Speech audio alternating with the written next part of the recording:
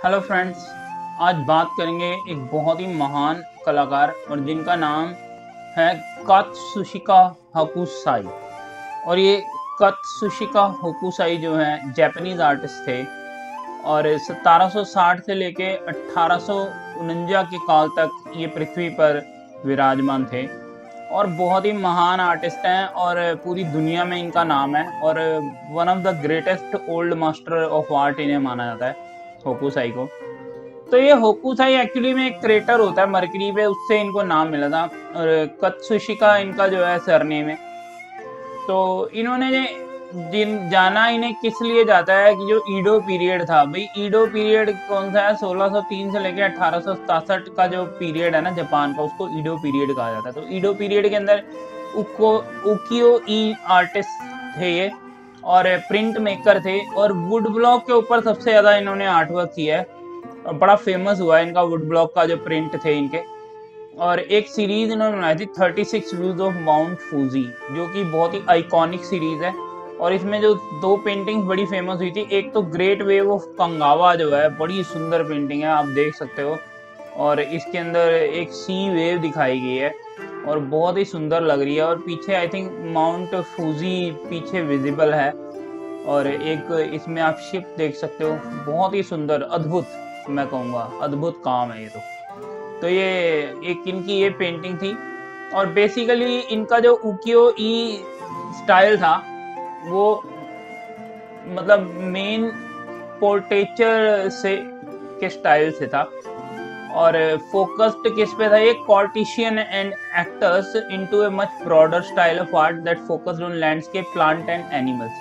तो ये इसके ऊपर लैंडस्केप, प्लांट्स और एनिमल्स अपनी आर्ट में ज़्यादा दिखाते थे। और होकुसाई ने जो है 36 व्यूज ऑफ माउंटेन फूजी नाम की सीरीज बनाई थी। माउंट फूजी जो है जापान में बड़ा फेमस है, बड़े वॉल्केनो वगैरह आते हैं, बहुत सुंदर भी है देखने में और उसी के ऊपर ये सीरीज थी। तो इसमें ग्रेट वेव ऑफ कंगावा और एक और पेंटिंग फेमस हुई थी, फाइन विंड क्लियर मॉर्निंग। क्या पेंटिंग है ये, आप देखो, अद्भुत, बादल ही बादल चारों तरफ, इतने सुंदर लग रहे हैं और एक कलर में जो माउंट फूजी दिखाया हुआ है, दिल कर रहा है कि पेंटिंग के अंदर ही चले जाओ, मतलब इतनी अट्रैक्टिव पेंटिंग है, मैं कहूँगा। फाइन विंड क्लियर मॉर्निंग वाकई में वर्ल्ड क्लास काम है। और होकुसाई जो थे वुड ब्लॉक प्रिंट के लिए जाने जाते थे और इन्होंने पेंटिंग भी करी, बुक इलस्ट्रेशन भी करी। अपने जीवन काल में जो 88 साल तक ये जिए हैं उसमें उन्होंने 30,000 पेंटिंग्स और स्केचेस और वुड ब्लॉक प्रिंट बनाए हैं। आप सोच सकते हो 30,000 कितनी बड़ी संख्या होती है। तो आप इससे सोचो कि क्या गजब के आर्टिस्ट ये रहेंगे। और अद्भुत ड्राइंग टेक्निक थी, यूनिक थी अपने आप में। और होकुसाई जो है वो हिस्ट्री में ग्रेट मास्टर के रूप में जाने जाएंगे हमेशा ही। तो आइए बात करते हैं इनकी अर्ली लाइफ की। Hokusai date of birth is unclear but is often stated as the 23rd day of the 9th month of the 10th year of the Horeki era. भाई इनका डेट ऑफ बर्थ तो पता नहीं, लेकिन ये कह रहे हैं 23वां दिन था, 9वां महीना था और 10वां साल जो होरेकी एरा का, उसमें जाके ये ओल्ड कैलेंडर के हिसाब से 31 अक्टूबर 1760 और आर्टिशियन फैमिली में पैदा हुए थे कात्सुशिका डिस्ट्रिक्ट में। और कैपिटल जो थी ईडो थी, रूलिंग तोकुगावा शोगुनितो जो था एक एम्पायर था। His childhood name was तोकीतारो और बचपन में इनको तोकीतारो बोला करते थे। It is believed his father was Nakajima इसे, a mirror maker of the shogun। शोगन में एक मिरर मेकर थे इनके जो फादर साहब थे, नाकाजिमा इसे। And his father never made Hokusai and heir. तो इन्होंने इसको उत्तराधिकारी तो नहीं बनाया। तो इनकी माँ जो थी वो कोंकुबाइन थी, कोंकुबाइन। और Hokusai began painting around the age of 6। 6 साल में इन्होंने पेंटिंग करना शुरू कर दिया, perhaps learning from his father whose work included the painting of design around mirror। जो ये इनके फादर थे मिरर की पेंटिंग किया करते थे, तो उनसे ही इन्होंने काम सीख लिया था। 6 साल की उम्र से ही अपना शुरू हो गए थे ये पेंटिंग फील्ड में। होकुसाई was known by at least 30 names। इनको 30 अलग अलग मतलब नामों से जाना गया, क्योंकि जैसी जैसी सीरीज बनाते थे ना वैसा वैसा इनका नाम पड़ जाता था।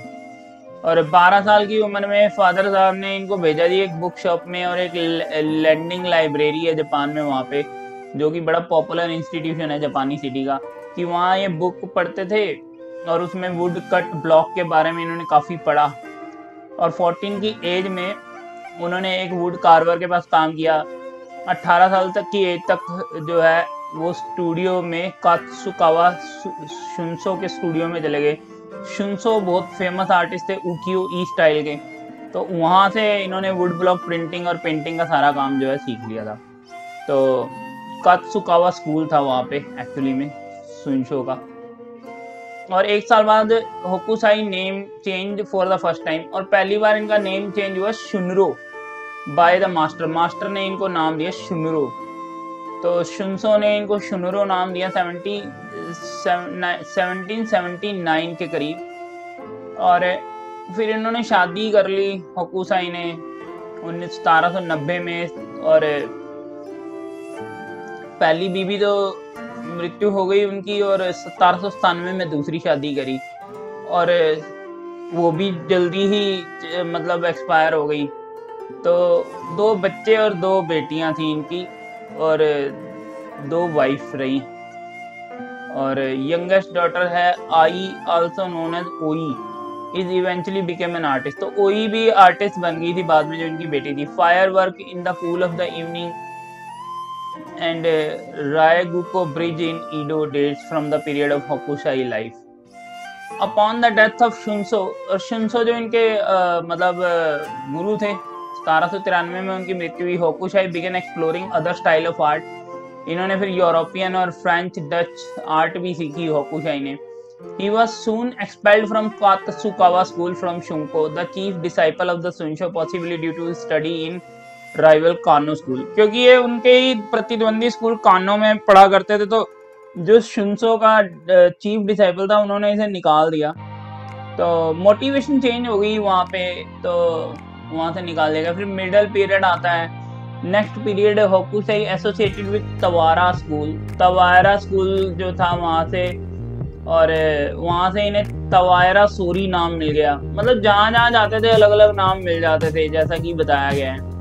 और होकुसाई passed his name on a pupil to set out an independent artist, और ये फिर इन्होंने अपने ही शिष्य को ये नाम दे दिया। और 1800 में होकुसाई was further developed his art in ukiyo-e for purpose other than portrait, and he had adopted the name he would most widely be known कात्सुका होकुसाई। फिर इन्हें 1800 में जाके ये नाम मिला कात्सुका होकुसाई, जो जिससे ये फेमस रहे। और इसके बाद जो है हम आगे बढ़ते हैं लेटर लाइफ में।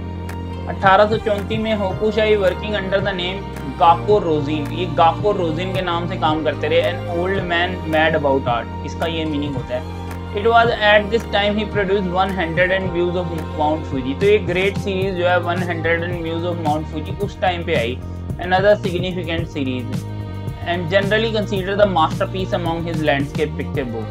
तो ये इनका मास्टरपीस माना जाता है। तो in the colophon to his work Hokusai write, from the age of 6 I had a passion for copying the form of things, and since the age of 50 I have published many drawings. Yet of all I drew by my 70th year, there is nothing worth taking into account. At 73 years I partially understood the structure of animal, birds, insects and fishes, and the life of the grasses and plants. And so at 86 I shall progress further. At 90 I shall even further penetrate their secret meaning. And by 100 I shall perhaps truly have reached the level of the marvelous and divine. When I am 110, each dot, each line will pass the life of its own. तो इनकी इच्छा थी ज़्यादा जिए, 110 साल तक बताते हैं कि मैं 90 साल में ऐसा कर लूँगा, 100 में ऐसा। तो ये अपने ही शब्दों में बोल रहे हैं, बट अनफॉर्चुनेटली ये 89 ईयर तक ही जिए, आई थिंक 88 तक। तो ये है इस महान जापानीज कलाकार की जीवनी। और मेरा ये जो चैनल है आर्ट लेवॉइज, मैं रिक्वेस्ट करूँगा कि आप इस पर सब्सक्राइब जरूर करें। मैंने बहुत सारे आर्टिस्ट का बायोग्राफी इस पर डाल रखी है, और मैं खुद भी एक आर्टिस्ट हूँ। तो okay guys, please support for the cause of art. Bye, take care, and I hope you like this video.